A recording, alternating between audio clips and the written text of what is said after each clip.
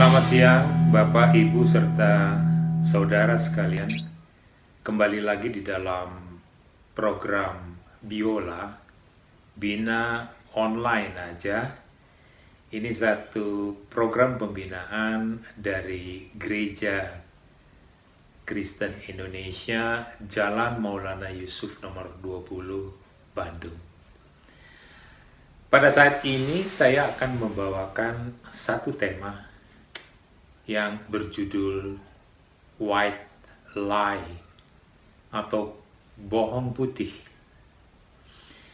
Mungkin saudara-saudara tahu atau sudah pernah malah mengucapkan kalimat yang mengandung kebohongan yang dikata orang bohong putih. Jadi mungkin saudara-saudara sekalian juga mengatakan ini menganggap suatu hal yang biasa-biasa saja. Nah, nanti kita akan melihat apakah memang betul white lie ini sesuatu hal yang biasa-biasa saja. Pada akhir daripada penayangan ini nanti akan kita ketahui.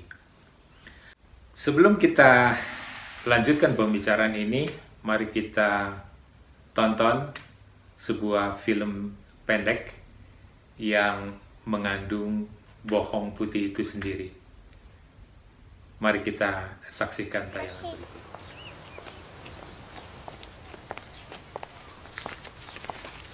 Daddy is the sweetest daddy in the world. Daddy is the most handsome.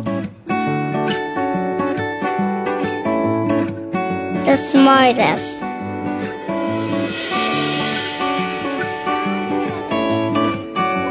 The most clever.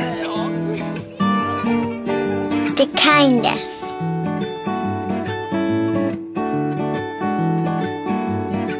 He is my Superman. Daddy wants me to do well at school. Daddy is just great, but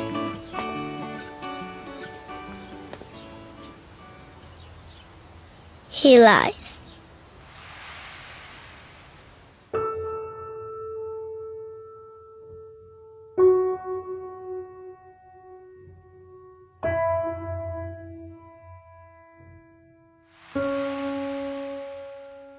He lies about having a job.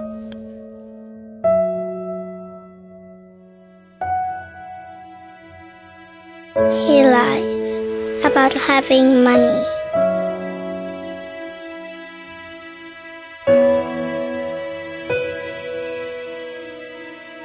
He lies that he's not tired.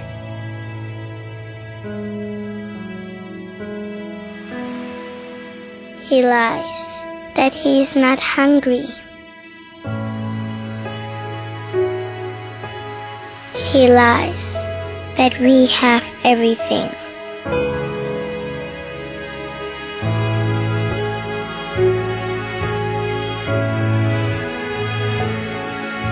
He lies about his happiness.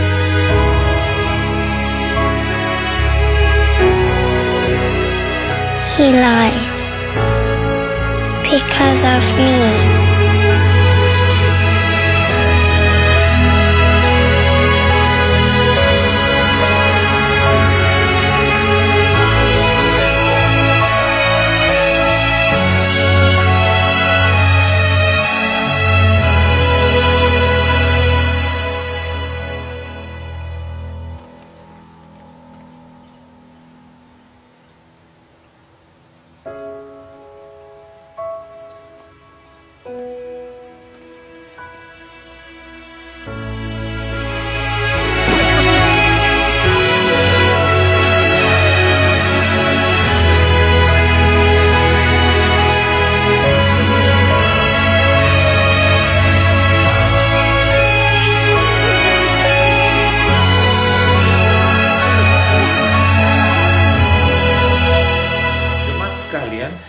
Dari tayangan tersebut kita lihat bahwa si bapak ini sudah banyak melakukan kebohongan, tapi kebohongan putih terhadap anak gadisnya. Bahkan anak gadisnya sendiri tahu bahwa si bapaknya itu berbohong. Kita lihat bagaimana si bapak itu mengatakan bahwa dia itu mempunyai pekerjaan yang baik, karena dia selalu pakai jas, pakaiannya rapi, dan dia juga berbohong bahwa dia telah memiliki segalanya. Dia berbohong bahwa dia tidak letih, dia berbohong bahwa dia tidak lapar. Tapi kita lihat di sini bahwa kebohongan yang dia lakukan itu sebenarnya adalah satu bentuk pengorbanan untuk anak gadisnya itu sendiri, supaya anak gadisnya itu akan melihat bahwa kehidupan mereka sebetulnya seperti baik-baik saja. Demikian juga bohong putih ini banyak kita lihat di dalam kehidupan kita sehari-hari. Misalnya kalau kita lihat di dalam satu ruang dokter, di mana dia menghadapi seorang pasien yang dalam keadaan kanker stadium akhir, sudah tidak ada harapan. Penyebaran sudah kemana-mana. Waktu dia mengatakan ke si pasien itu, dia tidak mengatakan bahwa umur kamu cuma berapa hari lagi, kemudian kamu akan mati. Tapi dia memakai satu bahasa yang lain. Ini yang disebut dengan bohong putih. Maksudnya adalah untuk kebaikan si pasien. Dia mengatakan bahwa, ya memang mungkin Bapak menderita sakit yang cukup berat, tapi kita akan mengadakan lagi upaya yang lebih maksimal. Lihat, apakah itu baik atau tidak? Dan kalau misalnya kita bisa ambil contoh lagi, ada seorang ibu yang mengalami atau menderita penyakit jantung. Kemudian ternyata anaknya yang sedang studi di London, misalnya katakanlah tabrakan kemudian meninggal. Nah, pihak keluarga tidak mengatakan secara langsung kepada si ibu tersebut bahwa anaknya sudah meninggal karena kecelakaan. Tapi paling dikatakan bahwa anaknya sedang sakit, dirawat di rumah sakit karena tabrakan. Dan mudah-mudahan dengan pertolongan rumah sakit masih dapat sembuh. Jadi di sini ada upaya-upaya untuk mengulur waktu yang tujuannya adalah supaya ibu tersebut tidak langsung shock dan terkena penyakit jantung. Demikian bentuk-bentuk daripada bohong putih yang terjadi secara umum, secara lumrah di dalam kehidupan kita sehari-hari. Apakah itu memang betul? Nah, kemudian timbullah pro dan kontra terhadap bohong putih ini. Jadi tidak bisa disangka lagi bahwa bohong putih itu sebetulnya merupakan satu topik yang selalu hangat dan juga kontroversial, sehingga menciptakan kelompok-kelompok, ada yang kelompok yang setuju, yang pro, ada kelompok-kelompok yang tidak setuju, yang menolak. Nah, kita bicara dulu mengenai kelompok-kelompok yang setuju bohong putih. Di antaranya ada yang bernama J. Douma. Ini seorang profesor juga etika Kristen di kota Kampen, Belanda. Dia mengatakan bahwa bohong putih itu adalah suatu usaha untuk memenuhi tuntutan norma-norma kesopanan dan etika di dalam masyarakat. Jadi bohong putih bukanlah dosa, bohong putih bukanlah merupakan kesalahan. Jadi dia berpendapat bahwa suatu tindakan dapat dikategorikan sebagai kebohongan hanya jika tujuannya adalah untuk menipu. Sedangkan bohong putih ini sama sekali maksudnya tidak untuk menipu. Nah, kemudian ada lagi seorang yang bernama Walter Harrelson.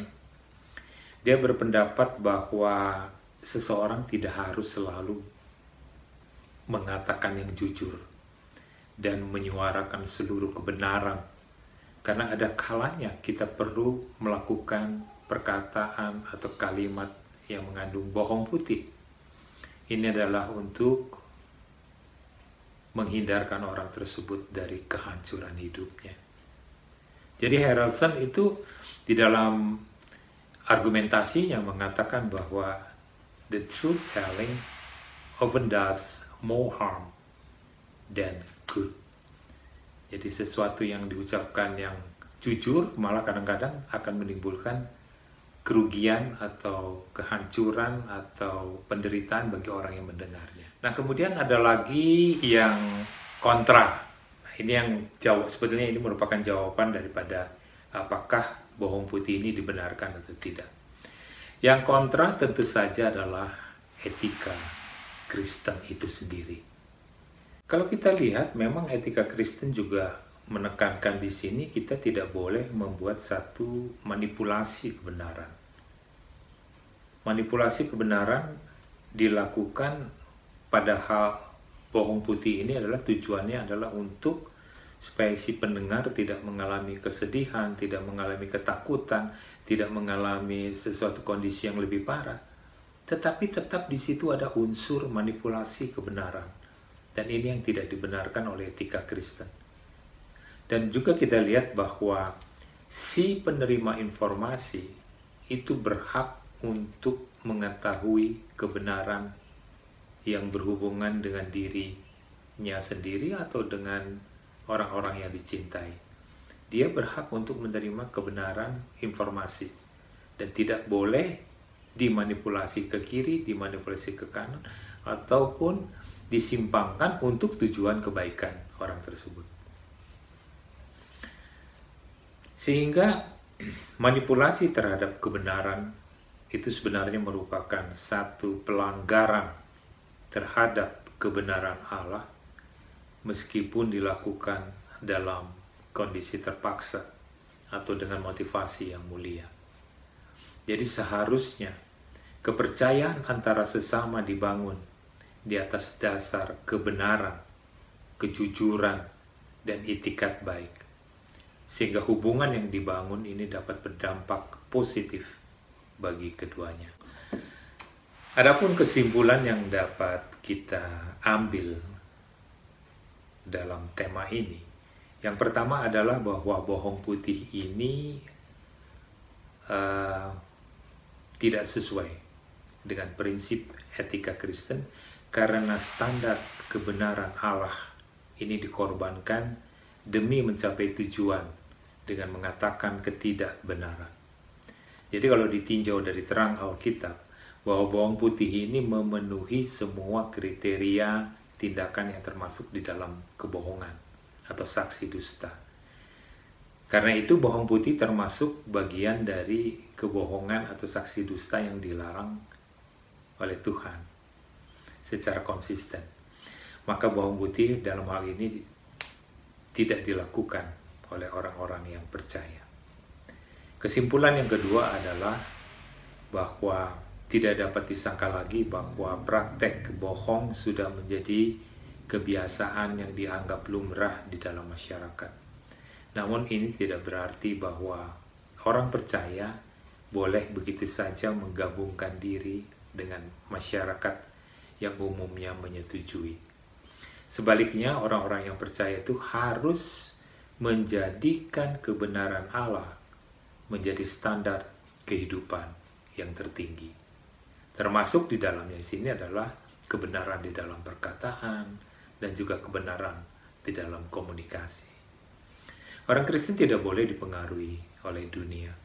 Sebaliknya harus mempengaruhi dunia karena kita adalah garam dan terang dunia. Ini dikatakan di Matius 5 ayat 13 sampai dengan 16. Dan jika memungkinkan, biarlah kita sebagai anak-anak Tuhan ini akan menjadi pelopor terbentuknya suatu budaya yang menjunjung tinggi nilai-nilai kebenaran Allah di dalam bersopan santun, dalam perdagangan, bahkan di dalam dunia politik. Demikian yang dapat disampaikan. Mudah-mudahan ini dapat menjadikan satu masukan baru bagi Bapak, Ibu, serta saudara sekalian dan dapat bermanfaat di dalam kehidupannya. Terima kasih atas perhatiannya kali ini dan semoga Tuhan akan selalu menyertai kehidupan kita beserta dengan keluarga kita yang tercinta. Dan semoga juga di dalam kehidupan kita di masa depan ini kita akan menghindarkan diri di dalam melakukan kata-kata yang merupakan bohong putih, walaupun kadang-kadang ini merupakan hal yang tidak mudah untuk lakukan, tapi kita berusaha untuk menyatakan yang benar adalah benar. Demikian yang dapat disampaikan. Terima kasih atas perhatiannya dan semoga kita berjumpa kembali dalam program Biola berikutnya. Tuhan memberkati kita semua. Amin.